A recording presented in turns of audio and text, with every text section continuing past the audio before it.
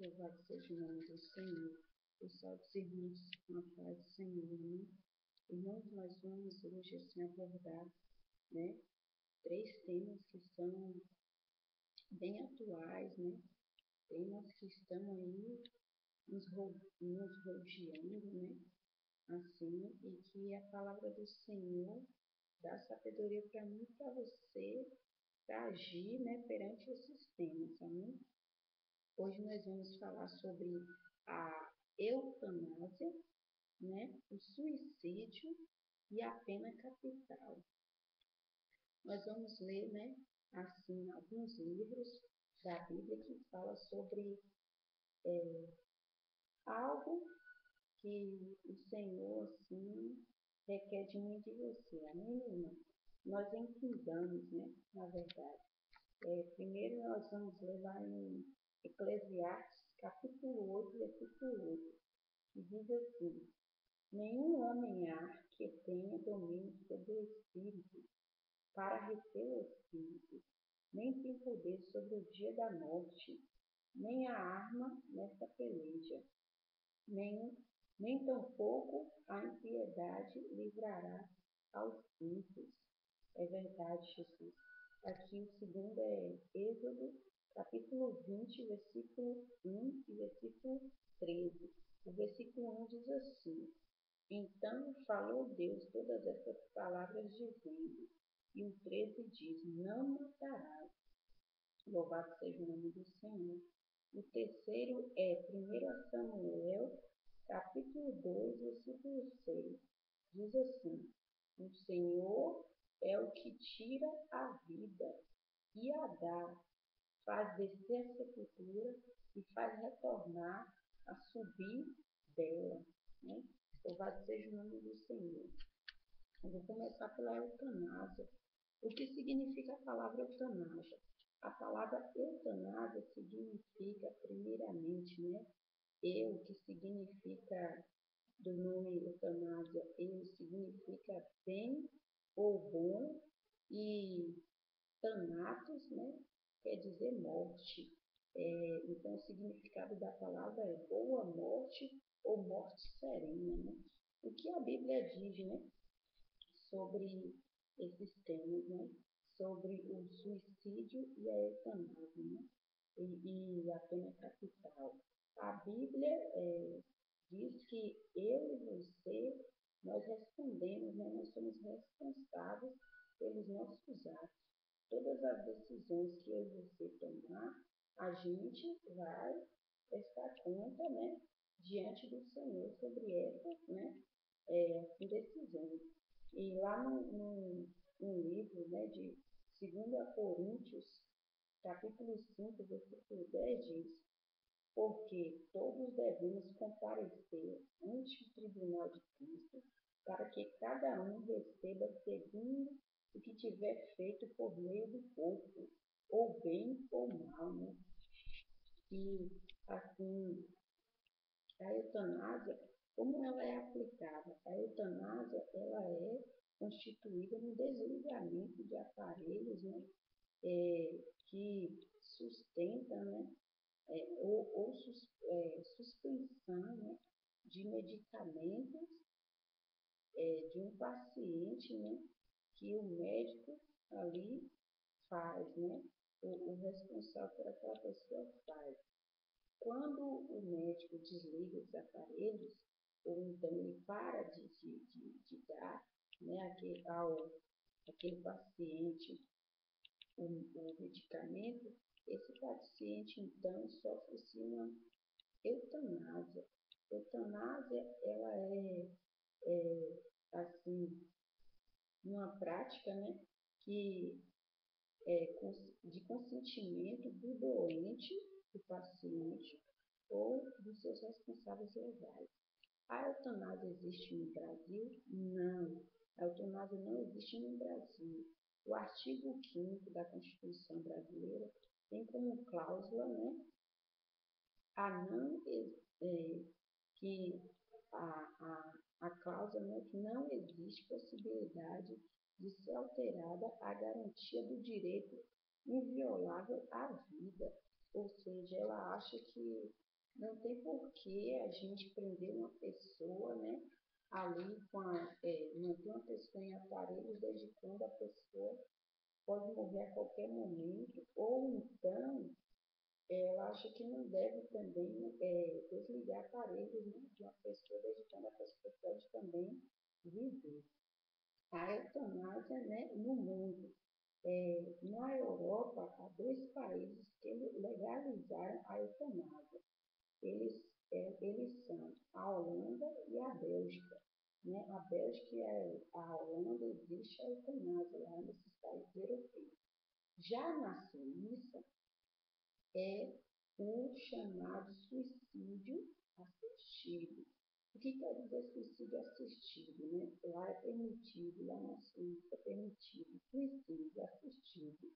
Né? A diferença entre eutanásia e suicídio assistido é que no suicídio assistido, o profissional de saúde disponibiliza uma dose letal, né, de medicamento ao paciente, né, que executa a própria morte.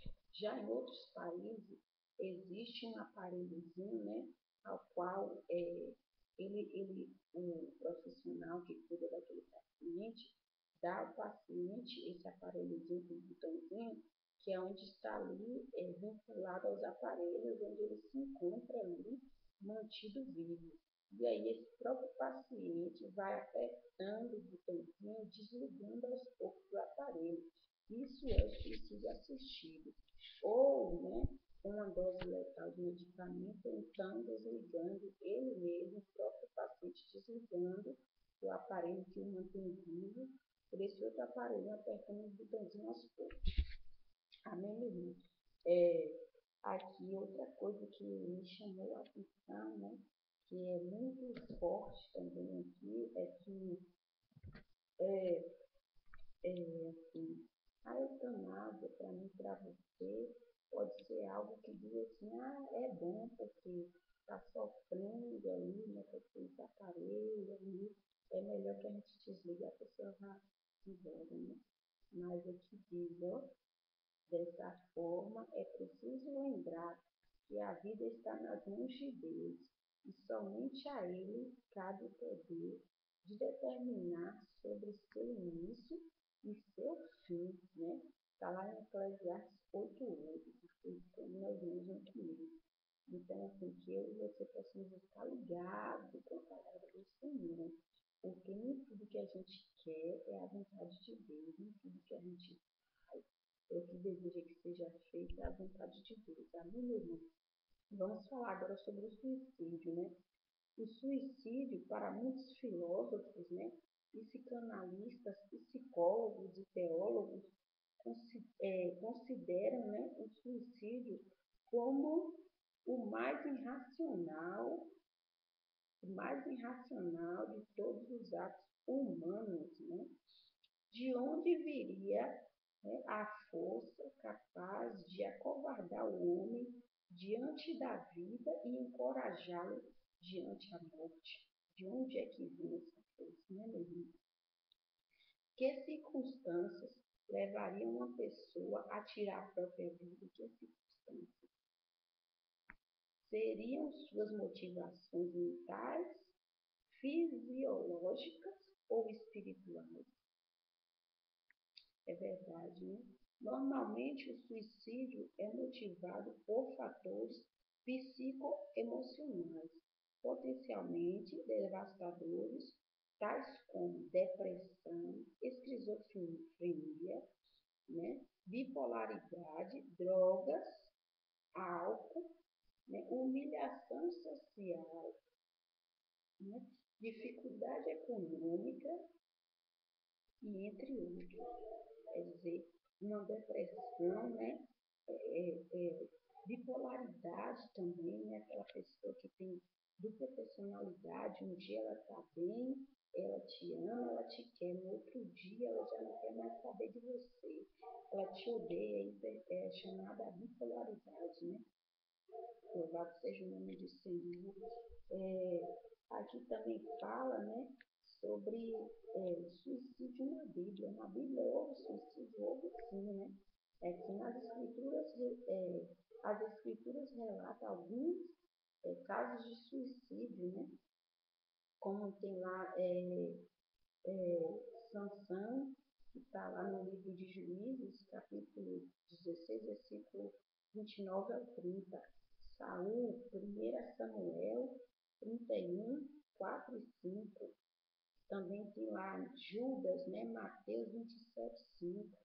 Né? Depois os irmãos podem dar uma lidinha lá para entender melhor o suicídio, né? O que é o suicídio para Deus? O suicídio ele é pecado, meu irmão. O suicídio é pecado, pois consiste na quebra do sexto mandamento de Deus, que está lá em Êxodo 20, versículo 3. Deus sabe diferenciar uma doença psicoemocional de um ato deliberado e egoísta, né? Contra a própria vida. Deus sabe, então, que nós não venhamos tentar assim enganar Deus, né? Porque os suicidas não herdarão do reino do céu. Outro que também, ó, o cristão também pode sofrer de depressão, assim como de outras doenças qualquer. E é verdade, né? Há na Bíblia dois profetas que mostraram quadros depressivos. Elias, né? Foi um deles, que está lá no livro, né, de 1 a Reis, versículo 19, ou capítulo 19, versículo 4, e Jonas, que está lá no livro de Jonas, capítulo 4, versículo 3. Os irmãos possam estar lendo lá, né, um pouquinho e saber mais assim sobre o suicídio. Vamos agora para a pena capital. A pena capital ela é conhecida, né, atualmente como a pena de morte, né? A pena capital no Antigo Testamento. A pena capital foi constituída pelo próprio Deus, né, visando ao respeito pela vida, ou seja, naquela época as pessoas que não respeitavam, né, a vida, as doutrinas ali, até mesmo a sua família, eles poderiam ser levados à pena capital, à pena de morte. Alguns exemplos são o adultério, né? Tá lá, que tem também lá no livro de Levítico 20, versículo 10. Capítulo 20, versículo 10. O filho incorrigível, né? Aquele filho que não queria saber de obedecer pai e mãe, também poderia ser levado, né? A pena capital, lá no Antigo Testamento. Hoje não tem mais isso. Hoje nós estamos vivendo o tipo da graça, né? Para a glória do Senhor. O culto a outros deuses também, né? Essas pessoas que praticavam esses atos também poderiam ser levadas à pena capital. A quebra do sábado, né? A não dar ouvido ao sacerdote e ao juiz, né? Naquela época também poderia ser levada à pena capital. A pena capital no Novo Testamento. Apenas o governo romano poderia sentenciar alguém à morte. Só o governo romano poderia sentenciar alguém. Isso já é no Novo Testamento, né? E para que Jesus fosse condenado à pena máxima, ou seja, a pena de morte, né? Os juízes acusaram injustamente, né? Tem lá no livro de Mateus 26, os irmãos possam dar uma olhadinha depois para estar entendendo mesmo. E assim, irmão, para finalizar, né, eu quero dizer para os irmãos aqui que os irmãos possam meditar, assim, né, no que eu vou agora colocar para os irmãos, né. De um lado, estão os que a defendem, né, ou seja, defendem a pena capital, como uma forma de amenizar o número de homicídios de um país, de uma cidade, de um estado. E do outro lado, está aqueles que temem pela possibilidade de um inocente, né, pagar, né, por um culpado, né? Então, isso é algo que, assim, que não tem mais como voltar atrás, né? é um equívoco irreparável, né? Que eu e você já pensamos em você condenar a pessoa apenas de morte, sendo que aquela pessoa é inocente, que não foi ela que matou, estuprou ou roubou, e foi outra pessoa, né? É muito forte isso. E o que, né? Que eu e você possamos fazer para estar assim, é, ligados, assim, né? Determinados ali, fazendo a vontade do Senhor. Eu e você podemos, assim, né, meu irmão, ter, assim, mais interesse em buscar resposta na palavra do Senhor. Porque a palavra do Senhor, ela diz que Deus, ele dá a vida e só ele, né, tem o dom de tirar, só ele pode ceifar a vida de uma pessoa, porque ele dá e só ele pode tirar. Que eu e você, assim, possamos ter aprendido, né, um pouco mais da palavra do Senhor e que nós possamos, assim, também estar bem ligados, assim, na palavra do Senhor, porque ela tem resposta também para você, amém?